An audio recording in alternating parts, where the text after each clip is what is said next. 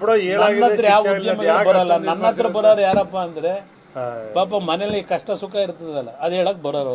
ನನ್ನ ಹತ್ರ ಉದ್ಯಮಿಗಳು ಶಿಕ್ಷೆ ಆಗ್ಲಿ ಅಂತ ಹೇಳಾಗದೆ ಅದ್ರ ಬಗ್ಗೆ ಏನ್ ಮಾತಾಡ್ತೀರಿ? ಅರೆಸ್ಟ್ ರೇವಣ್ಣ ಆಗಿಲ್ವಾ? ರೇವಣ್ಣನು ಕರ್ಕೊಂಡು ಕೂರಿಸ್ಕೊಂಡಿಲ್ವಾ? ಯಾವ್ಯಾವ ರೀತಿ ನಡೀತಾ ಇದೆ ಅನ್ನೋದು ನನಗೆ ಗೊತ್ತಿದೆ. ಈಗಲೂ ನನಗೆ ವಿಶ್ವಾಸ ಇದೆ. ನಾವೇನು ಮನವಿ ಮಾಡಿದ್ದೇನೆ ದೇವೇಗೌಡರ ಬಗ್ಗೆ ಅವನಿಗೆ ಗೌರವ ಇದ್ರೆ ಬರಬೇಕು ಅಂತ ಹೇಳಿ ಈಗಲೂ ಸಹ ನಾನು ಹೇಳ್ತಾ ಇದ್ದೇನೆ. ನನಗೆ ವಿಶ್ವಾಸವೂ ಇದೆ. ಬಹುಶಃ ಯಾವುದೇ ವಕೀಲರುಗಳ ಅಡ್ವೈಸ್ಗಳು ಈ ವಿಷಯದಲ್ಲಿ ಬೇಡ. ನಾನು ಈಗಲೂ ಹೇಳ್ತೇನೆ, ಈ ವಿಷಯದಲ್ಲಿ ಯಾವುದೇ ವಕೀಲರುಗಳು ಕೊಡ್ತಕ್ಕಂಥ ಅಡ್ವೈಸ್ಗಿಂತ ನೈತಿಕತೆಯನ್ನು ಉಳಿಸ್ಕೊಳ್ಳಿಕ್ಕೆ ಅವನು ಎಲ್ಲೇ ಇದ್ರೂ ಬರಬೇಕು ಅಂತಕ್ಕಂಥದ್ದು ನನ್ನ ಡಿಮ್ಯಾಂಡ್.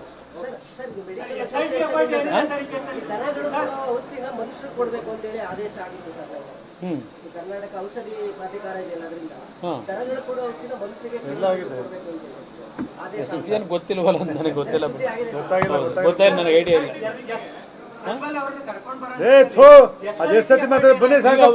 ಸರ್ಕಾರ ಬರದ ಸರ್ಕಾರ ಅದೇನೋ ದಿನ ಒಂದೊಂದು ಹೇಳಿಕೆ ಕೊಡ್ತಾವ್ರಲ್ಲ, ಅದೆಲ್ಲೋ ಎಕ್ಸ್ಟರ್ನಲ್ ಲೆಟರ್ ಬರೆದಿದೀವಿ ಅಂತಾರೆ.